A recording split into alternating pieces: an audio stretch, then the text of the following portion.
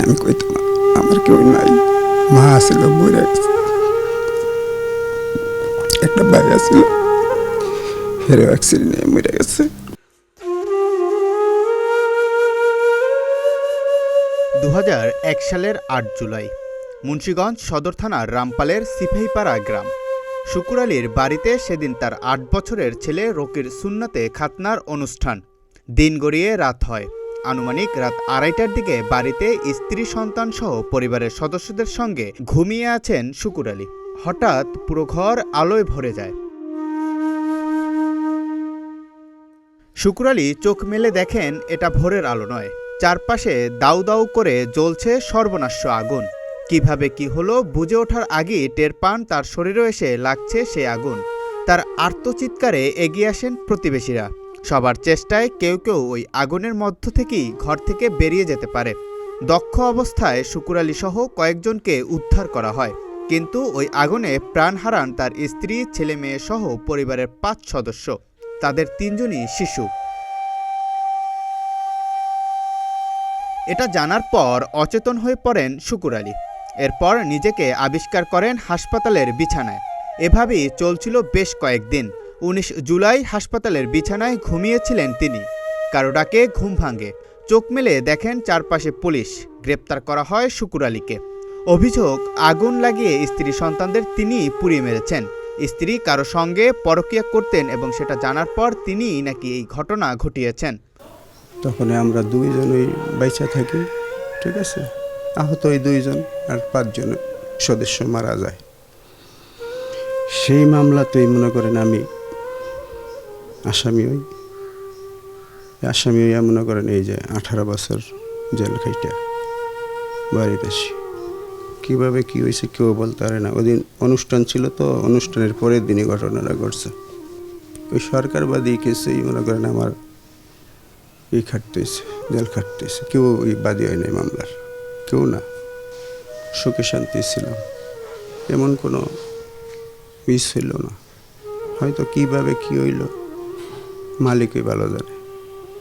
মানে আমার তকদিরা ছিল আমি এইটা নিয়ে মনে করেন এই মামলায় জেল খাটবো এতদিন মনে করেন। 2006 সালের 19 সেপ্টেম্বর ঢাকার অতিরিক্ত দায়রা জজ প্রথম আদালত মামলাটির রায় দেন। রায় হয় ফাঁসিতে ঝুলিয়ে মৃত্যু কার্যকর করার। কেরানীগঞ্জ কারাগার থেকে শুকুর আলীকে পাঠানো হয় কাশিমপুর হাই সিকিউরিটি কারাগারের কন্ডেম সেলে। সেলেই কাটতে থাকে তার অপেক্ষার দিনরাত্রি। প্রতিদিন যখন 2-1 ঘন্টার জন্য সেলের বাইরে আনা হতো, তখনই তিনি আকাশ দেখতে পেতেন। সেই সময় তার মনে হতো ওপরে তো একজন আছেন। 2012 সালের 27 মে হাইকোর্টের ডেথ রেফারেন্স পর্যালোচনায় রায় দেওয়া হয় শুকুর আলী সম্পূর্ণ নির্দোষ। একই দিন তাকে কারাগার থেকে মুক্তি দেওয়ার জন্য কারা কর্তৃপক্ষকে নির্দেশ দেওয়া হয়। বলা হয় যদি অন্য কোনো মামলায় শুকুর আলী গ্রেপ্তার না থাকেন তাহলে তাকে মুক্তি দেওয়া হোক। কিন্তু শুকুর আলীর এমনই দুর্ভাগ্য যে মুক্তি পেয়েও তখনই পাননি মুক্তির স্বাদ। মামলা থেকে অব্যাহতি পাই, বেকসুর খালাস পাই, নথি শুদ্ধায় বেকসুর খালাস পাই। তখন আমার যেই আগের ব্যারিস্টাররা ছিল তো ধরছে কে মনে হয়তো আমার মা ধরছে, এরকম কোনো কিছু হইব। কিন্তু ওই লোকের যেসব করা হয়েছে, লক করা হয়েছে যেন আপনার আসামি, তো ওই এখন পর্যন্ত বাইরে দিতে পারে নাই। তখন সে বলছে যেন আমি খালি বলছে কাগজ ছেড়ে দিছি। সে কোনো রেসপন্স করে নাই আমার ঠিক আছে। আমি যা বলছি তখনই বলছে যেন আমি কাগজ ছেড়ে দিছি, তোমার যে কোনো মুহূর্তেই। এমন করতে হের লগে অনেকই করছি। নির্দোষ প্রমাণিত হওয়ার পরও কেটে যায় আরও 12 বছর। অবশেষে সেই মুক্তি মিলেছে মাত্র কয়েকদিন আগে, গত 11 নভেম্বর। তবে সেটাও সহজ হয়নি। এর পেছনেও রয়েছে নাটকীয় সব ঘটনার সংযোগ। শুকুর আলীর জীবন কাহিনী হার মানাবে যে কোনো চিত্রনাট্যকেও।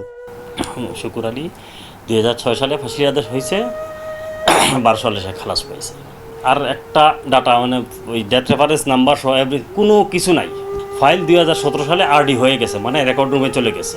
দ্যাট মিনস সব কিছু কমপ্লিট। সে 12 সালে খালাস পাইছে, এখন পর্যন্ত জেলে আছে। নিশ্চয়ই একটা কিছু না কিছু আছে। 1 সপ্তাহের ভিতরে বা 10 দিনের ভিতরে চলে যায় এটা অ্যাডভান্স অর্ডার, মানে তাকে রিলিজ দেওয়া হোক। 2012-তে কিন্তু অ্যাডভান্স অর্ডার চলে গেছে, তার মানে এক সপ্তাহের ভিতরে চলে গেছে। অ্যাডভান্স অর্ডার যাইতে গেলে তো আর তখন এই গাফলতিটা কার? সুপ্রিম কোর্টের সিনিয়র আইনজীবী অ্যাডভোকেট সুজা আল ফারুকি বলেন, সাধারণত 10 থেকে 15 দিনের বেশি সময় লাগে না, সেখানে 12 বছর কেটে যাচ্ছে। এটা কি করে সম্ভব? তাই কারণ অনুসন্ধান করতে শুরু করি। এক পর্যায়ে বেরিয়ে আসে মুন্সিগঞ্জ কারাগার থেকে যে কাগজটি কাশিমপুর কারাগারে পাঠানোর কথা ছিল সেটি পাঠানো হয়নি। অনারেবল হাইকোর্ট ডিভিশন তারে 27/5/2012-তে বেকসুর খালাস দেন। নিজেরা লয়ার হয়েও আমরা খুঁজতে এত সময় লাগছে, সাধারণ মানুষ কিভাবে কত হবে। মুন্সিগঞ্জের অতিরিক্ত দায়রা জজ প্রথম আদালতে চিঠি দিলে পরে ওনারা বলছে যে তোমাদের কাছে কোনো নথি নাই, এই ব্যাপারে কোনো কিছু বলতে পারতেছে না। আমরা তাদেরকে 30/10/2024 যখন নোটিশ দেই, তারপরে তাদের টনক লড়ে, এর আগে তাদের কোনো খবরই নেই। এইটুকু আমি ধরবো যে অন্যায়ভাবে তারা রাখা হয়েছে, বেআইনিভাবে রাখা হয়েছে। তো এইটুকুর জন্য কারা দায়ী এটা তদন্ত সাপেক্ষ। আমি বিশ্বাস করি আমাদের মাননীয় বিচারপতি, এই প্রধান বিচারপতির নলেজে যখন এটা আসছে, ওটা তদন্ত হচ্ছে, আমি শুনছি।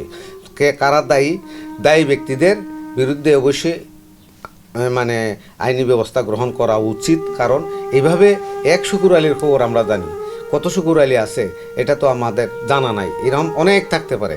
জীবন থেকে হারিয়ে যাওয়া মূল্যবান 18টি বছর কেউ ফিরিয়ে দিতে না পারলেও দাবি করলে আর্থিক ক্ষতিপূরণ পেতে পারেন শুকুর আলী। তদন্তের পরেই তদন্ত সাপেক্ষভাবে, এবং হ্যাঁ, সে ক্ষতিপূরণ পাইতে পারে, অবশ্যই সে ক্ষতিপূরণ পাইতে পারে। প্রত্যেকটা নাগরিকের নিরাপত্তা দেওয়ার দায়িত্ব রাষ্ট্রের। আইনে আশ্রয় নিলে সে ক্ষতিপূরণ পাবে, কারণ ক্ষতিপূরণ পাওয়ার হকদার সে। মামলা চালাতে গিয়ে নিজের বসতভিটা আর সামান্য জমির সবটুকু বিক্রি করতে হয়েছে আগে। ভাইয়েরাও তার জন্য নিজেদের সম্পদ বিক্রি করে দিয়েছেন। এখন তারা সবাই ভাড়া থাকেন। ফলে বন্দিদশা থেকে মুক্তির পর শুকুর আলী কোথায় কার কাছে যাবেন বুঝে উঠতে পারছিলেন না। এ যেন এক কারাগার থেকে মুক্তি পেয়ে আর এক কারাগারে প্রবেশ। এরকম অবস্থায় হঠাৎ তার মনে পড়ে যে মেয়ের বাড়িতে যেতে চাইছেন তার মোবাইল নম্বরের কথা। অনেকক্ষণ চেষ্টার পর মনে করতে পারেন সেই নম্বরটি। একজন পথচারীকে অনুরোধ করে কল করেন ওই নম্বরে। খবর পেয়ে ছুটে আসেন মেয়ে। এরপর থেকে তিনি গত কয়েকদিন মুন্সিগঞ্জ সদরের মাকভাটিতে সেই মেয়ের বাড়িতেই আছেন।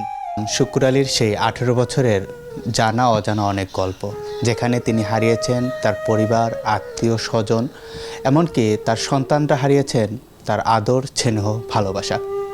তবে এই শুকুর আলীর যে 18টি বছর হারিয়েছেন, এছাড়া অনেক কিছু হারিয়েছেন, তার পেছনে যে রহস্য, সেই রহস্যই রয়ে গেল। জাকারিয়া রবিউল, প্রতিদিনের বাংলাদেশ, মুন্সিগঞ্জ, ঢাকা।